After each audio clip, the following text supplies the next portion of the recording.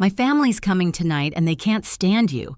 So pack your things and take that little brat from your first marriage with you. She's not welcome here either.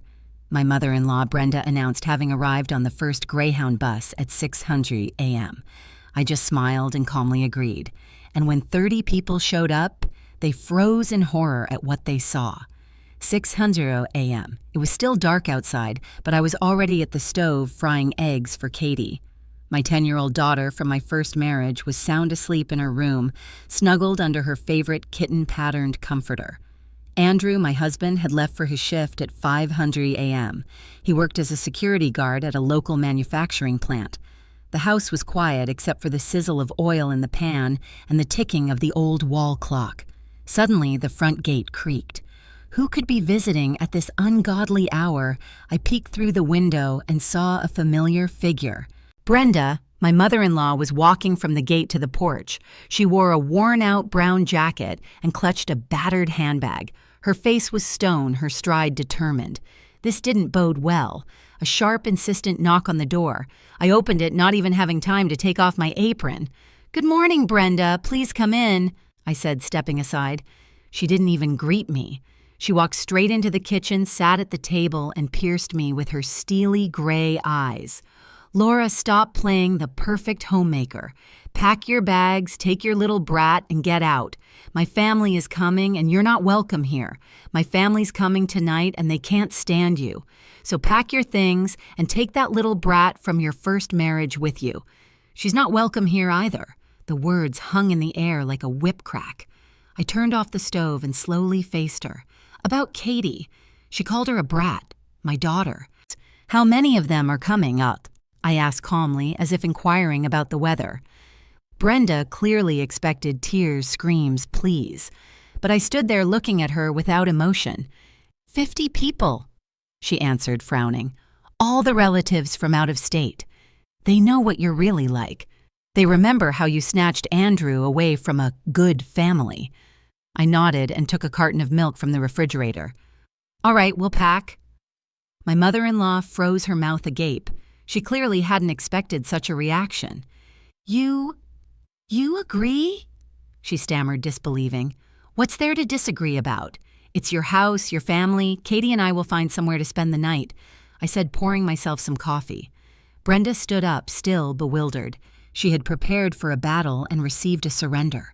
"Well then, be gone by evening," she muttered, heading for the door. "And none of your things, of course." "Of course," I agreed. "Goodbye, Brenda." The door slammed. I was left alone in the kitchen and allowed myself a small smile. Naive woman thinking it would be that simple. 5 years ago when I married Andrew, Brenda met me with open hostility. Everything about me displeased her: that I was divorced, that I had a daughter, that I worked as an accountant instead of being a stay-at-home mom. She especially disliked that her son had chosen me over Maria, the girl from next door whom she'd been grooming as a daughter-in-law for him since childhood. The first year was the hardest.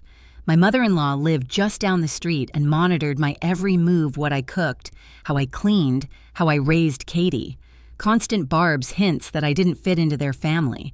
Andrew tried to defend me, but gently, without conflict, saying, "Mom's just wary of new people. She'll get used to you." She didn't get used to me. In 5 years, it only got worse, especially after it became clear that Andrew and I wouldn't have children together due to complications from my first delivery. That's when Brenda officially categorized me as an outsider. But I didn't give up.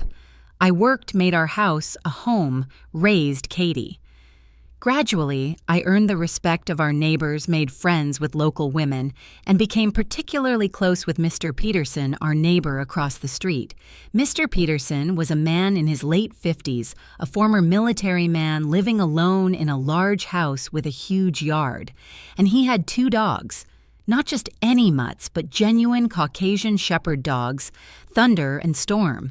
Huge, powerful, with white fur and black patches, each weighing around 130 pounds. I first met Thunder and Storm a year ago when Katie had strep throat. Mr. Peterson brought over some honey from his beehives. The dogs stood beside him, calm but alert. I wasn't scared. On the contrary, I extended my hand and let them sniff me. Not everyone meets them so calmly. Mr. Peterson had said then. "You have a gift with animals." We became friends after that. It turned out Mr. Peterson had served in a K-9 unit in the Army working with dogs. Thunder and Storm weren't just pets. They were trained guard dogs. They knew commands could apprehend intruders and distinguished between friend and foe. Every morning on my way to work, I'd stop by Mr. Peterson's for coffee. He'd tell stories from his Army days, and I'd share news from home. Thunder and Storm got used to me treating me like one of their own. Katie adored them too often, running over to play. Brenda was terrified of the dogs. If she saw them in Mr. Peterson's yard, she'd cross to the other side of the street. She once admitted to Andrew that a stray dog had bitten her in childhood. Now, standing in the kitchen finishing my lukewarm coffee, I recalled this fact and smiled wider. A plan was forming. I went to the bedroom, got my phone, and dialed Mr. Peterson's number. "Hello, Mr. Peterson, it's Laura. Could I come over for a minute? I need to talk." "Of course, Laura. I'll put the coffee on." I dressed warmly. It was October, and the mornings were chilly. Katie was still asleep. I'd wake her later. I went out into the yard and walked over to my neighbors. Mr. Peterson met me on his porch. A tall, gray-haired man with observant brown eyes, dressed in a plaid flannel shirt and old jeans. Thunder and Storm sat beside him, ears pricked. "Trouble?" he asked, immediately seeing my face.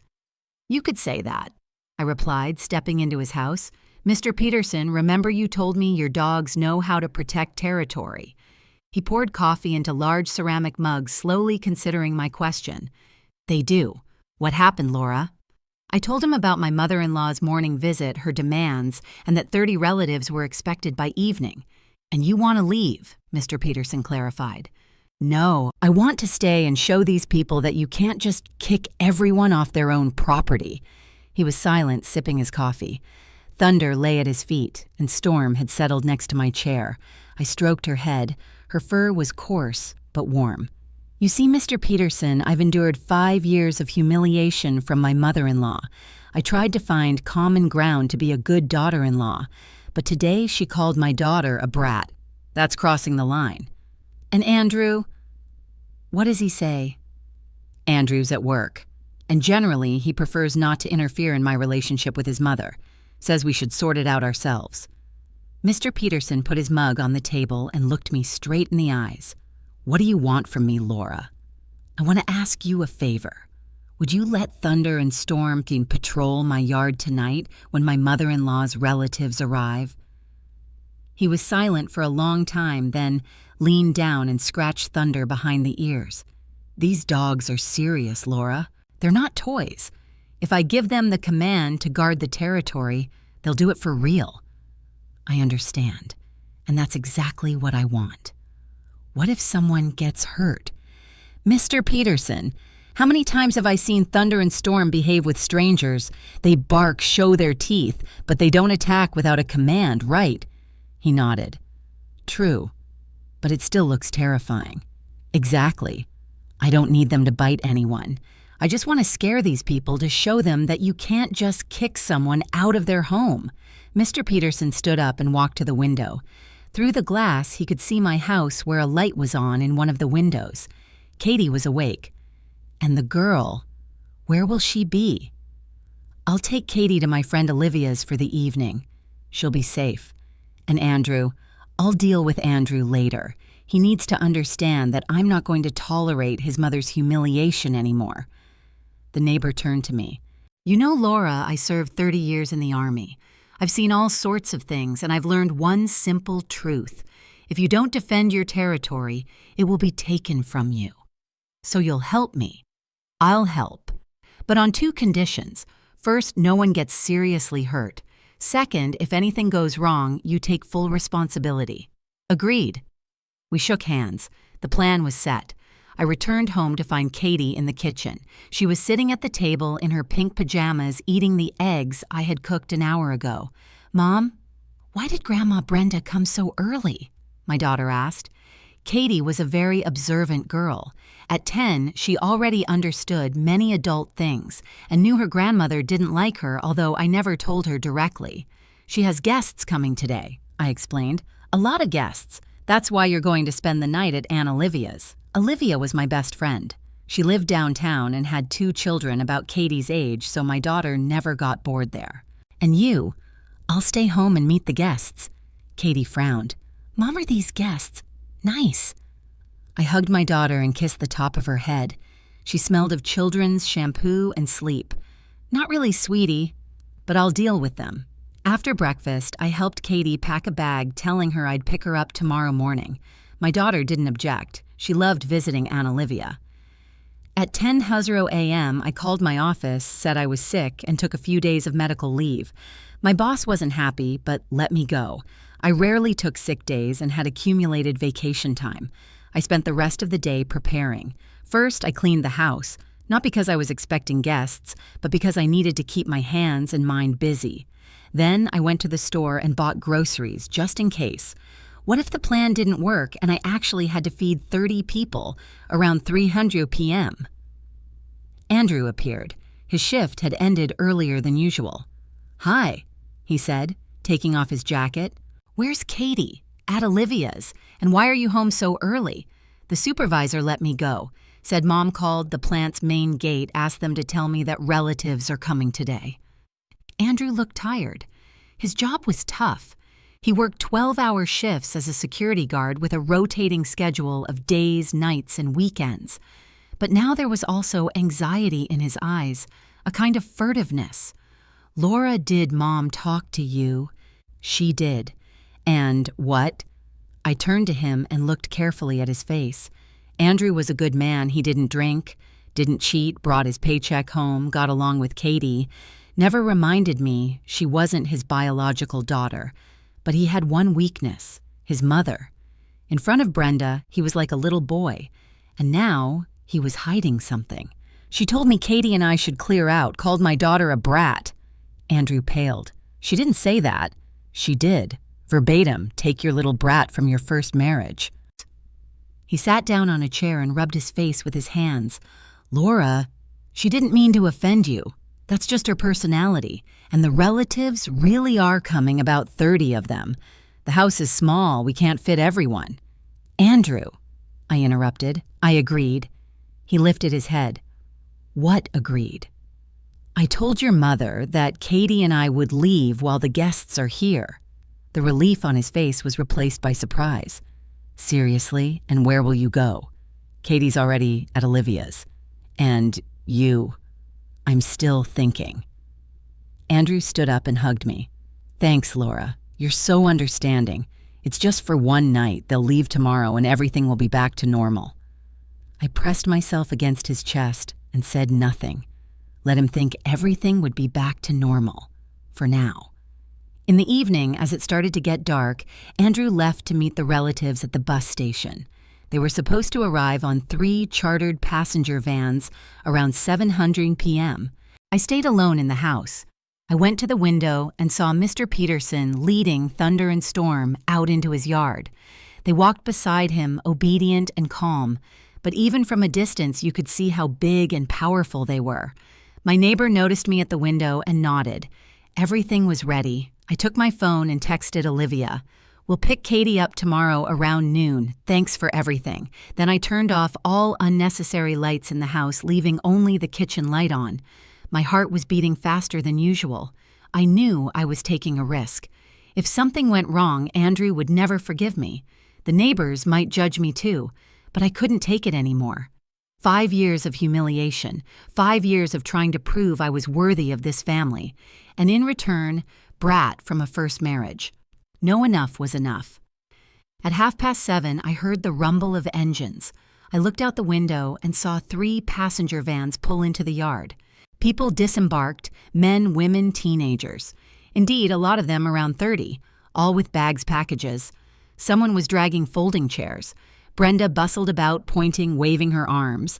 Andrew helped unload things. Everyone was talking loudly, laughing, clearly ready for a long feast. I stepped out onto the porch. Some of the guests turned looking at me, curiosity in their eyes, but no friendliness. "Who's that?" I heard a woman's voice. "That's Andrew's wife," someone replied, "the one Brenda was telling us about." "And where's her daughter?" "Cleared out, probably. Brenda said they shouldn't be in the way today." I felt anger gnawing inside me. Brenda said, "In the way." Brenda noticed me on the porch and approached. "Why haven't you left?" she hissed so the guests wouldn't hear. We agreed. "I'm leaving," I replied calmly. "Just need to grab my bag." I went into the house, took a pre-packed overnight bag, and came out again. The guests had already settled in the yard. Some were taking out food, others setting up tables. "Laura," Andrew called, "come meet the relatives." Brenda shot him a venomous look, but her son didn't notice. I approached a group of people. Andrew introduced me to aunts, uncles, cousins. Everyone greeted me politely but coldly. I felt like I was at an exam I was destined to fail. "And where's little Katie?" one of the women asked. "At a friend's," I replied. "Oh, come on, what friend?" Brenda interjected. "She has enough on her plate. Better she comes over here, plays with our kids." This woman wouldn't give up. Even now, when I'd agreed to leave, she kept pushing. "Katie's tired," I said firmly. "Let her rest." "Suit yourself." My mother-in-law shrugged. I said goodbye to Andrew, told him I'd call him tomorrow. He kissed me on the cheek and whispered, "Thanks for understanding." I walked out the gate and down the street as if heading for the bus stop. But after about 100 yards, I turned into an alley and circled back to Mr. Peterson's house from the other side. My neighbor was waiting for me in his backyard. Thunder and Storm sat beside him, alert. "Ready?" he asked. "Ready." Mr. Peterson took 2 leashes from his pocket. "I'll lead them to your fence, then release them there. I'll give them the command to guard the territory. They'll patrol the yard but won't leave the property. And if anyone tries to chase them off, it won't work. They know their job." We walked through the backyards towards my house. I could hear laughter from my yard, the clinking of glasses someone had turned on music, old country songs. At the fence, Mr. Peterson unclipped the dog's leashes and gave a command in a language I didn't understand. Thunder and Storm immediately changed, becoming focused, attentive. They silently slipped through a gap in the fence and disappeared into the shadows of the trees. "Done," my neighbor whispered. "Now we wait." We didn't have to wait long. About 5 minutes later, the first bark echoed, loud, deep, menacing. Then a second. The music in the yard cut off. "What dogs are those?" I heard a man's voice. "Where did they come from?" "A woman's." The barking grew louder. Now it was clear there were 2 dogs, and they were clearly unhappy about something. "Brenda, do you have dogs here?" someone shouted. "What dogs?" My mother-in-law replied, flustered. "We've never had dogs." The first scream came a minute later. A woman's terrified. Then another. The music stopped completely. "Those are Caucasian shepherds," a man yelled. "Huge. Where did they come from?" "They're aggressive," another woman chimed in. "They're showing their teeth." A commotion started. I could hear people running, talking in frightened voices. Someone was crying. "Andrew!" Brenda screamed. "Andrew, do something." "What can I do?" My husband replied, bewildered. "Those aren't our dogs." The barking became even more threatening. Thunder and Storm had clearly gotten into their roles as guardians and were now making it clear to the uninvited guests that they were unwelcome. "That's it, I'm going home," some woman yelled. "I'm not staying near beasts like these. I'm not staying either," another echoed. A mass exodus began. People grabbed their belongings. Some forgot bags in their haste. I heard car doors slamming, engines starting. "Relatives," Brenda screamed. "Don't leave, we'll figure something out." But no one listened to her. Everyone was too scared. Half an hour later, silence descended upon the yard. Only an occasional low growl could be heard. Thunder and Storm continuing their patrol. Mr. Peterson chuckled softly. "Mission accomplished," he said. "Now we need to get the dogs before the owners return." He whistled in a peculiar way. A minute later, Thunder and Storm emerged from the darkness, calm, pleased with themselves. "Good boys." Their owner praised them, clipping on their leashes. "You protected the territory." I stroked each dog on the head. "Thank you," I whispered. We returned to Mr. Peterson's. He led the dogs into their kennel and locked the gate. "Well, Laura," he said, "the plan worked. Now the main thing is to correctly explain to your husband what happened." I nodded. The hardest part was ahead, but the first step was taken. Brenda and her relatives would remember this evening for a long time. I entered my house through the back door. Everything was quiet, only the clock ticking in the kitchen. I sat at the table and waited for Andrew. He appeared half an hour later, looking disheveled and bewildered. "Laura!" he yelled from the doorway. "Where were you? You wouldn't believe what happened here." "I was at Olivia's. What happened?" He told me about the dogs, how scared the guests were, how everyone had left. Brenda was hysterical, demanding he find the dogs' owners and sue them. Where did those Caucasian shepherds come from, Andrew wondered. We don't have dogs like that in our neighborhood. Maybe they wandered in from somewhere, I suggested innocently. Wandered in. Andrew shook his head. Laura, those were guard dogs. I saw how they behaved as if they were protecting the territory. Someone sicked them on us intentionally. I remained silent, feigning bewilderment. Andrew paced the kitchen nervously, running his hands through his hair. Mom's in shock. She says it was one of the neighbors trying to harm us. Demands an investigation. And the relatives. They all left. Aunt Jean said she's never setting foot here again.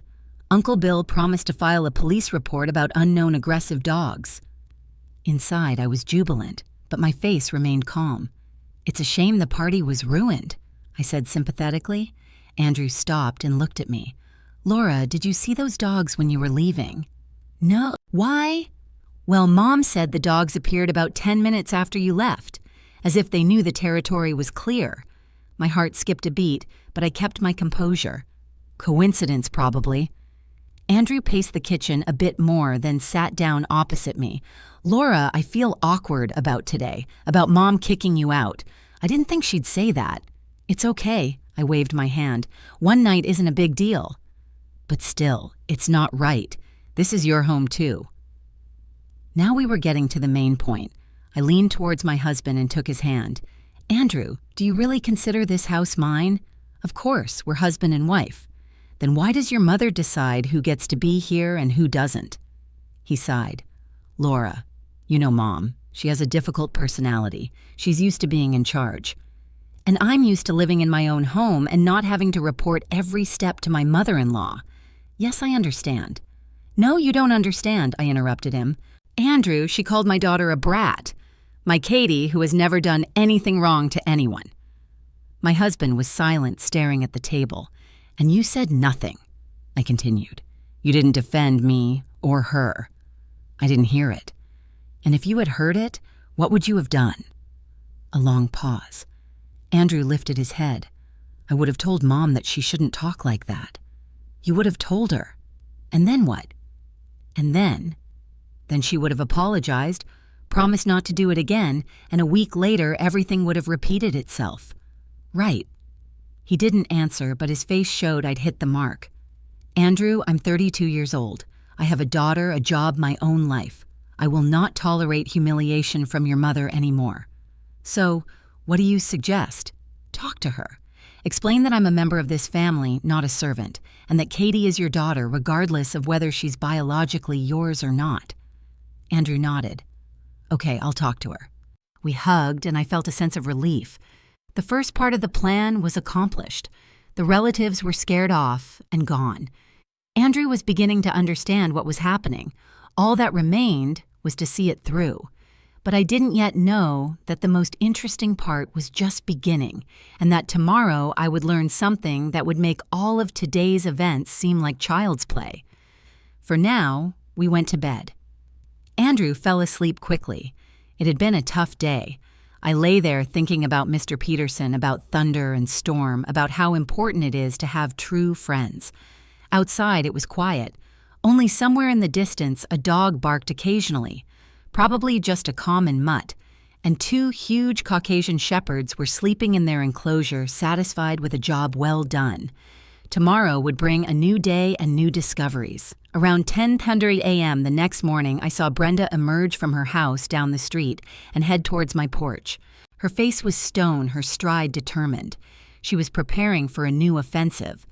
A sharp, demanding knock on the door. I opened it, feigning surprise. Good morning, Brenda. What's so good about it? She grumbled, walking into the house without an invitation. Laura, we need to talk. Seriously. We went to the kitchen. My mother-in-law sat at the table, placed her hands in front of her, and fixed me with her gaze. Did you know something yesterday? She said directly. About what? About those dogs. They appeared too conveniently right after you left. I shrugged. Brenda, I don't understand what you're talking about. What dogs I was at my friend's. You were, she huffed. And was your Olivia even home? Maybe I should check. A knot of anxiety tightened inside me. Had she figured it out? Of course she was home. Do you want to call her? Brenda was silent, studying my face. Then she suddenly changed tactics. Laura, let's cut the games. I've lived 63 years, seen all sorts of things, and I know when people are hiding something. I'm not hiding anything. Then explain one thing to me. Why did those Caucasian shepherds appear specifically in our yard? Why not at the neighbors, not on the street, but right here? I remained silent, mulling over an answer. My mother-in-law continued. And here's what I think. One of our neighbors decided to harm us, intentionally set the dogs on us to ruin the family gathering. Why would anyone do that? To show that not everyone is welcome here, you understand what I mean. Brenda stood up and walked to the window, looking towards Mr. Peterson's house. Take him, for example. Peterson lives alone, he's surly, and his dogs are big. Maybe he set them on us. My heart pounded, but I tried to speak calmly. Mr. Peterson is a good man. He would never do something like that. How do you know? My mother-in-law turned to me. Are you close with him? We're neighbors. We say hello sometimes. You say hello, and you don't have coffee with him. Don't visit him. Brenda clearly suspected something, but she had no direct proof. Sometimes I go over. I admitted honestly, I buy honey from him. He has a beehive. Aha. My mother-in-law's eyes lit up. So you do associate with him. And did he tell you about his dogs? He did, Thunder and Storm. And what did he say? That they guard the house well? Brenda nodded as if I had confirmed her suspicions. See, they guard. That means they're vicious. And if they're intentionally set on someone… Brenda, why would Mr. Peterson want to harm us? We've never done anything bad to him. Because… My mother-in-law sat back down at the table. He's on your side. On what side? Don't think I don't see it. You've made yourself the mistress here and he supports you. Probably complains to you that I'm a strict mother-in-law, that I oppress my daughter-in-law. I was silent. There was a grain of truth in her words, albeit twisted. Laura, Brenda suddenly said in a different, almost gentle tone, I'm not your enemy. I just want order in the family. What kind of order? Well, for everyone to know their place. I am Andrew's mother, the matriarch of this house. You are the wife. You should listen to your husband and respect your mother-in-law. And your Katie, she's an outsider here.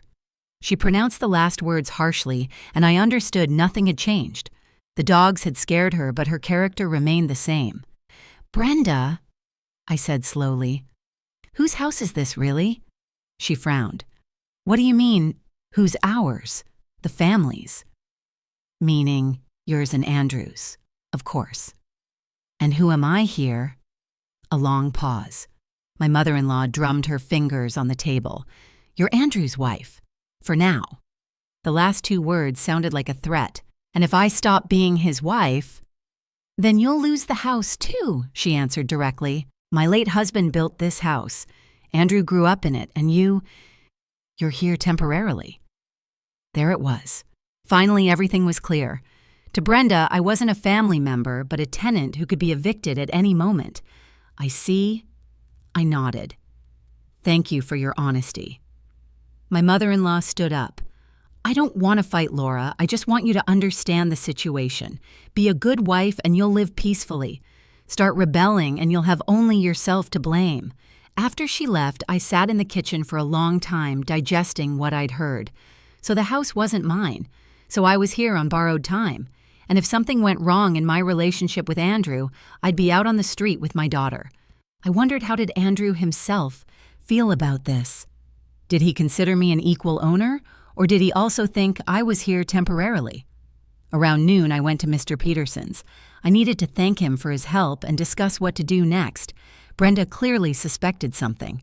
My neighbor greeted me with a smile. Well, Laura's satisfied with the results. Satisfied, but there's a problem. My mother-in-law suspects the dogs didn't appear by chance. I told him about our morning conversation. Mr. Peterson listened seriously, nodding occasionally. "Your mother-in-law is a smart woman," he said at the end. "She thought of me right away." "So what do we do now?" "Nothing special. Let her suspect. She can't prove anything. Thunder and Storm were home that evening. I put them in their kennel right after work." We sat in his kitchen drinking coffee. The dogs lay by the fireplace, content and calm. Looking at them, it was hard to believe they had terrified 30 people just yesterday. "Mr. Peterson, tell me about your past," I asked. "You said you served in a K-9 unit." He nodded, pouring me more coffee into a large ceramic mug. 20 years on the border, first as a regular soldier, then an officer. The last 10 years I was head of the K-9 service. "So you trained dogs, not just trained, bred them." We had a kennel over 100 dogs, different breeds, German Shepherds, Rottweilers, Caucasian Shepherds. These are Caucasian Shepherds, you know. "Yes, but alibi is a more common term in some places for Central Asian Shepherds, which are similar." "True, but officially these are Caucasian Shepherds, a very ancient breed over 4,000 years old. They used to be called Volkodoffs, wolf killers." Mr. Peterson stood up and went to Thunder, stroking his head. The dog closed his eyes contentedly. "I got these two as puppies. Their parents worked with me in the service, true professionals. They could apprehend an intruder, find narcotics, guard territory. And Thunder and Storm can do all that too. Of course, I trained them since they were pups. It's in their blood to protect their owner and his territory. Yesterday, they were just doing their job." My neighbor returned to the table. "You know, Laura, I've been watching you for a year. I've seen how your mother-in-law treats you, inhumanely. That's why I agreed to help." "Thank you. I couldn't have done it without you." "Oh, come on, what's it to me?" Mr. Peterson waved his hand. "But now you need to think about how to live from now on. Your mother-in-law won't give up so easily." He was right. Brenda wasn't the type to retreat after the first defeat. On the contrary, now she'd be even more aggressive. "What would you advise?" Mr. Peterson thought for a moment. "You know, in the service we used to say the best defense is a good offense. But in your case, a direct attack won't work. You need tactics." "What kind?" "You need to find out what your mother-in-law is planning next and prepare in advance." We discussed possible scenarios for another half hour. Mr. Peterson turned out to be not only an experienced dog handler, but also a decent strategist. The service had taught him well. I returned home with new thoughts. I needed to learn more about Brenda's plans and Andrew's position, too. In the evening, when my husband came home from work, I greeted him as usual. We had dinner, talked about trivial things. He told me about work, about household chores. But I sensed something was bothering him. "Andrew," I said as we were having coffee after dinner, "did Mom come by today?" He looked up. "She did." "And what did she want?" "She was trying to find out who set the dogs on us yesterday. Suspects, the neighbors." "And what did you say?" "That I have no idea." Andrew nodded and looked back into his cup. He was silent for a long time. Then he suddenly asked, "Laura, do you, by any chance, know who it could have been?" The question sounded strange, as if he suspected something. "No, do you?" "Me neither. It's just, everything is so strange." "What's strange?" "Well, the dogs appeared scared, everyone, and then disappeared as if on command." I shrugged. "Maybe they just wandered around and left." "Maybe." Andrew agreed, but I sensed he didn't believe me. We went about our business. I went to wash the dishes, and Andrew sat down in front of the TV. But about 20 minutes later, I heard him talking on the phone. His voice was quiet. He clearly didn't want me to hear. I crept to the living room door and listened. "No, Mom. I didn't tell her anything." "Of course I'll find out. Yes, I understand it wasn't an accident." My heart pounded. Andrew was talking to his mother, discussing yesterday's events. The dogs definitely weren't strays. They were professional. Someone intentionally set them on us. No, Laura doesn't seem to know anything, but I'll keep an eye on her. Keep an eye on me. So he would be watching me, looking for clues. "Okay, Mom, we'll talk more tomorrow." "Yes, come over in the morning. Laura won't be here. She'll have left for work." I quietly stepped away from the door and returned to the kitchen. So they would meet tomorrow without me. They would be planning something. That night I lay awake thinking. Andrew was on his mother's side, maybe not openly, but still.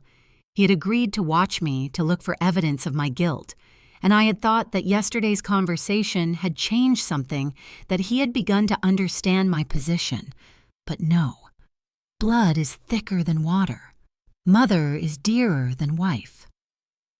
In the morning, Andrew left for work as usual, kissed me, wished me a good day. What an actor. I also pretended to be getting ready for work, got dressed, took my bag, and left the house. But instead of going to the bus stop, I went to Mr. Peterson's. "Something wrong?" he asked, seeing my face. I told him about the overheard conversation. Mr. Peterson frowned. "So your husband is not on your side?" "Apparently not." "And your mother-in-law is coming to your place today?" "Yes, as soon as I leave for work." My neighbor thought for a moment. "You know what, Laura? Let's do a little eavesdropping ourselves. Find out what they're planning." "How?" "You'll see." Mr. Peterson led me to the second floor of his house. From the window, there was an excellent view of my yard and house. And most importantly, you could hear what was being said in the yard. "You sit here," he said. "I'll take Thunder and Storm for a walk just in case." Around 9:00 a.m., Brenda appeared. She entered my house, looked around, then took out her phone and called someone. "Gail, it's Brenda." "Yes, I'm here. Everything is planned. No, she's not here at work, of course. Today this will be a quick conversation. I understood my mother-in-law was contacting someone reporting that I had left. Half an hour later, a black sedan pulled into the yard. 2 men in suits and a middle-aged woman got out. Brenda greeted them like honored guests. They spoke quietly, but I could hear some things, especially when the woman raised her voice. "All the documents are ready, just need to sign." "Yes, and her consent too." "And if she doesn't consent," Brenda asked, "then we'll resolve it differently." One of the men replied. "There are ways." A chill ran down my spine. What documents, what consent, and what ways? They went into the house. I could hear them walking through the rooms discussing something. Then they came out and the woman said, "The house is good large lot. This can be sold for a good price. Sell my house." They want to sell it. "And where will she go?" my mother-in-law asked. "That's not our problem," the man replied. "The main thing is that the documents are properly executed." They talked a bit more, then got into the car and drove away. Brenda remained in the yard pacing, pondering something. I sat by the window in shock. So it wasn't just about kicking me out. They wanted to sell the house, and they were preparing some documents for it. I went downstairs to Mr. Peterson. He immediately saw I was shaken. "What happened?" I told him. My neighbor listened seriously. "I see," he said at the end. "This is more serious than we thought. Not just a family squabble, but actual fraud. But how can they sell the house? It's registered in Andrew's name." "That's what we need to find out. Maybe there are some legal loopholes, or they're planning to deceive Andrew too." Mr. Peterson took a bottle of brandy from the cupboard and poured himself a shot. "Excuse me," he said. "Nerves. In the Army, I got used to drinking brandy in difficult situations." "What do you think we should do?" "I think we urgently need to find out who the house is actually registered to and what documents they're preparing. How, any ideas? But first, let's think about safety. If they're ready to sell the house, they won't stand on ceremony with you." I became scared. Was it really that serious? Andrew? Is he in on it too? I don't know. Maybe they're deceiving him too. Or maybe he knows everything and is keeping quiet. The thought that my husband might be colluding against me turned my stomach. Had I been so wrong about him? Laura, Mr. Peterson said, "You need to make a decision. Either run away from here right now or fight to the end. And if I fight, how? I have a plan, but it's risky." "What is it?" My neighbor poured me some coffee, finished his brandy. "You know, in the Army, they taught us if the enemy is preparing an attack first, suddenly and harshly. Meaning, we need to find out all their plans, record their conversations, gather evidence, and then strike so they can't get up again." The plan sounded tempting, but frightening. I wasn't a spy, just an ordinary woman. And if it doesn't work, then you'll have to run, but with evidence of their crime so they end up behind bars. We discussed the details for a long time. Mr. Peterson turned out to be not only an expert dog handler, but also quite knowledgeable about technology. He had a voice recorder, a small camera, even some kind of listening device. Army habits, he explained, always prepare for different situations. By evening, the plan was ready. Tomorrow, when Andrew left for work, I would again pretend to leave too. But I would actually be monitoring my mother-in-law and recording her conversations. Mr. Peterson would show me how to use the equipment, and Thunder and Storm would be on guard just in case something went wrong. I returned home in the evening, pretending I had been at work. Andrew greeted me as usual, but I sensed insincerity in every word. "How was your day?" he asked. "Fine. And yours?" "Fine too." We had dinner in silence, each lost in thought. Andrew didn't know that I knew about his conversation with his mother, and I didn't know how deeply he was involved in their plans. I barely slept that night. Tomorrow would decide a lot. Either I would manage to prove their guilt and protect myself, or I would have to flee. But one thing I knew for sure, I wouldn't give up. For Katie, for myself, for the right to live in my own home. In the morning, Andrew left for work even earlier than usual. He said his shift started at 7 a.m., though he usually left at 8. Lying, no doubt. He must have arranged to meet his mother before the evening event. I pretended to get ready for work too, got dressed, took my bag, but instead of going to the bus stop, I went to Mr. Peterson's. He was already waiting for me with the equipment ready. "The voice recorder clips under your collar," he explained, showing me a tiny device. "The record button is here. Put the camera in your bag, just don't forget to point it at the speakers." "What if they notice?" "They won't. It's professional military-grade tech. I used it back in the service." Mr. Peterson led me to the second floor and showed me a good vantage point by the window. "You can see and hear everything from here. As soon as you see things getting serious, give me a signal. Thunder and Storm are ready." The dogs lay in the hallway, calm but alert. They sensed something important was about to happen. By evening, cars began to arrive. First 2, then 3 more. But that was just the beginning. Within an hour, more than a dozen vehicles had entered the yard. Sedans, minivans, even a small bus. People got out of the cars, many people. I counted 20, 30, 40, 50 people. This wasn't just family. This was an entire army. Brenda bustled about, showing where to park, hugging some, talking seriously with others. Among the arrivals, I recognized yesterday's guests in suits, the woman and 2 men. But what struck me most was that many of the newcomers were carrying folders, briefcases, some kind of documents. This wasn't a family visit. It was a business operation. I turned on the voice recorder and aimed the camera at the crowd in the yard. Brenda stepped onto the porch and said loudly, "Relatives, thank you for coming. Today we resolve a family problem once and for all." The crowd fell silent, listening. "As you know, my son married a woman who doesn't suit our family. We've tolerated it for 5 years, but enough is enough. Today we officially demand that she vacate our home." "Where are the documents?" someone shouted from the crowd. The woman in the suit held up a folder. "Everything is ready here. The late father-in-law's will, a certificate of inheritance rights, the family council's decision. By law, the house belongs to the family lineage, not to individuals. A will. What will?" Andrew had never mentioned any will. "And if she doesn't agree?" some aunt asked. "Then we'll take other measures," replied one of the men in suits. "We have witnesses of inappropriate behavior, facts of violating family traditions. We can go through the court."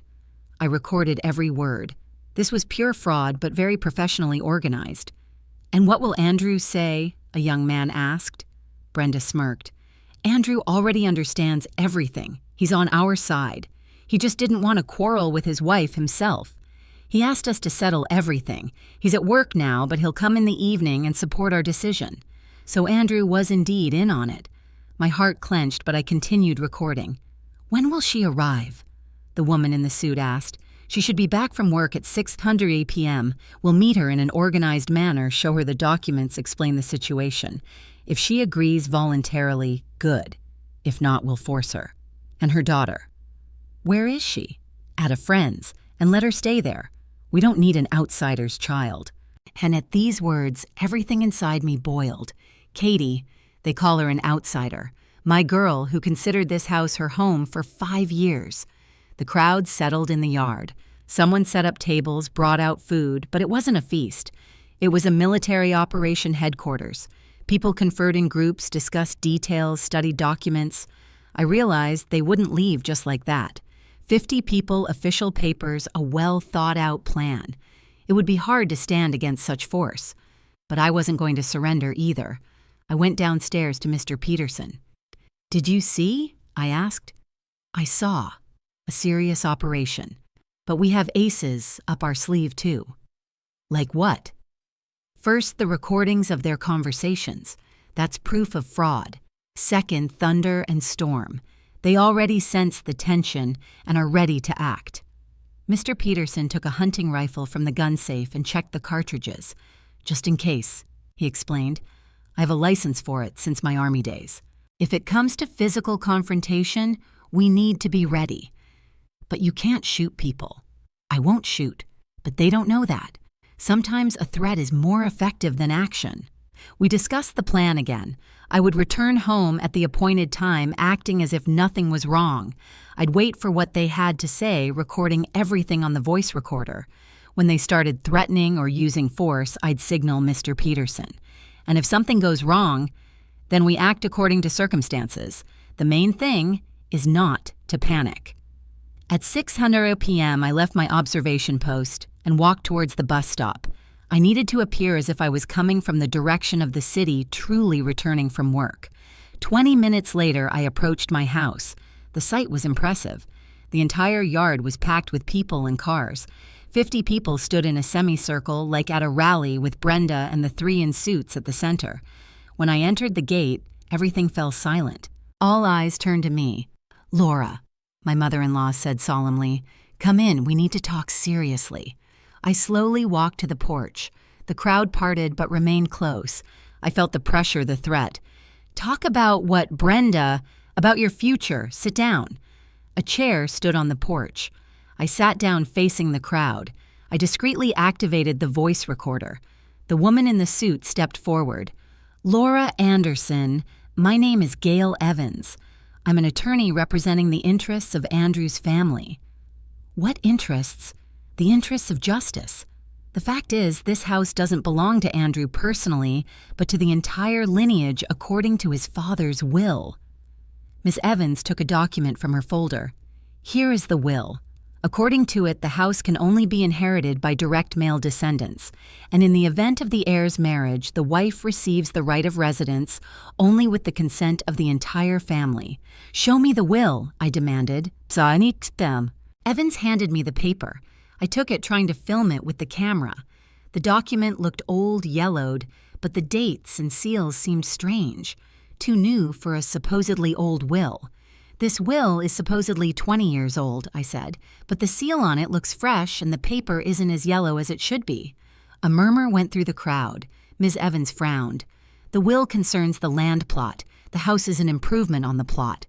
"So the will is for the land, not the house." "Precisely, and according to this will, the family has the right to decide who can live here." I realized it was a forgery. Either there was no real will or its contents were entirely different. "And where is Andrew?" I asked. "Why didn't he come to talk to me himself?" "Andrew asked us to settle the matter within the family," Brenda replied with a slight smirk. "He agrees with our decision, but doesn't want to tell you himself." "I see. And what do you propose, Miss?" Evans produced another document. "Here is a voluntary eviction agreement. Sign it and we'll help you find housing in the city. We'll even give you some money for the first few months." "How much?" $50,000, a ridiculous sum for 5 years of my life and furnishing the house. "And if I don't sign—" Ms. Evans exchanged glances with the men in suits. "Then we'll have to go through the court, and there the conditions will be different. No money, no help." "And what grounds do you have for a lawsuit?" One of the men stepped forward. "There are grounds. Violation of family traditions, disrespect for elders, attempts to turn the husband against his mother. Those are not grounds for eviction. And there are also witnesses to how you set dogs on guests yesterday," Brenda added maliciously. The crowd buzzed. Someone shouted, "That's right." Someone else, "Shame." I stood up from the chair. All right, give me time to think. How much time? Ms. Evans asked. Until tomorrow. No, decide now. We can't wait. The situation was escalating. The crowd pressed closer, voices becoming more aggressive. Sign it and get out, someone shouted. No place for outsiders here, another supported. I realized this wouldn't end peacefully. Time to activate Plan B. I discreetly took out my phone and sent a pre-written message to Mr. Peterson. Begin. All right, I said loudly. Since you insist, let's sort this out right now. The crowd quieted, expecting surrender. But first, I want to clarify one thing. You say the house belongs to the entire lineage. Yes, Ms. Evans confirmed. And all of you are heirs. Of course. Then show me documents confirming your kinship to my late father-in-law. Ms. Evans was flustered. What documents? Birth certificates, documents proving family ties. If you're claiming an inheritance, you must prove you're right. Movement started in the crowd. People exchanged glances, whispered. That's not necessary, one of the men in suits said. It is necessary. By law, any inheritance disputes require documentary proof of kinship. I was bluffing, but confidently. Mr. Peterson had taught me in disputed situations, attack first. Furthermore, I continued, I want to see the original will, not a copy. The original is in the archives, Ms. Evans said quickly. Then let's go to the archives, right now. That's impossible. Why impossible? If everything you're doing is legitimate, there shouldn't be a problem. The lawyers clearly hadn't expected such an assertive response. They were counting on a frightened woman ready to sign any paper, but here the situation changed drastically. Somewhere in the back of the yard, a low growl was heard, then another. The crowd looked around. From behind the shed, two enormous Caucasian shepherds slowly emerged, thunder and storm. White with black patches, bared teeth. They moved silently like phantoms. Someone in the crowd gasped. Then someone else. People started backing away towards their cars. Where did the dogs come from? Ms. Evans asked, flustered. Those are the same ones from yesterday, Brenda screamed. Who let them in here? Thunder and storm slowly circled the crowd, not getting too close, but not retreating either. Their behavior was professional. They were blocking exits, controlling the situation. They're not letting us leave, some woman shrieked. Call animal control, a man shouted, but the two shepherds didn't attack. They just stood and observed, the most effective method of psychological pressure. Laura, my mother-in-law screamed. Get rid of the dogs, we'll leave. These aren't my dogs, I replied calmly. I have no idea where they came from. The crowd scrambled between the cars, but thunder and storm blocked the passages not aggressively, but insistently. The documents! Someone suddenly yelled. Drop the documents and run for the cars. Chaos erupted. People dropped folders, briefcases, bags, and ran towards the vehicles. Ms. Evans dropped all her papers. One of the men in suits stumbled and fell, scattering the contents of his briefcase. Thunder and storm didn't hinder the escape, but their presence had a magical effect. 50 people turned into a panicking, fleeing mob. Engines started, doors slammed, cars pulled out of the yard, cutting each other off, creating a traffic jam at the gate. Brenda was one of the last. She darted around the yard, collecting scattered documents. This is all you're doing, she screamed at me. You set them on us intentionally. Why Brenda? I replied innocently. I'm afraid of dogs myself. I don't understand where they came from. My mother-in-law grabbed what she could find and ran to the last car. The door slammed shut. The engine roared and silence fell upon the yard. Thunder and storm calmly walked over to me, wagging their tails. Just ordinary good dogs who were simply following their owner's command. Mr. Peterson appeared from behind the fence, rifle in hand. Well, Laura plan worked. It worked. Thank you so much. We began collecting the documents scattered around the yard. There were many contracts, certificates, some diagrams. Let's see what they were planning here, Mr. Peterson said.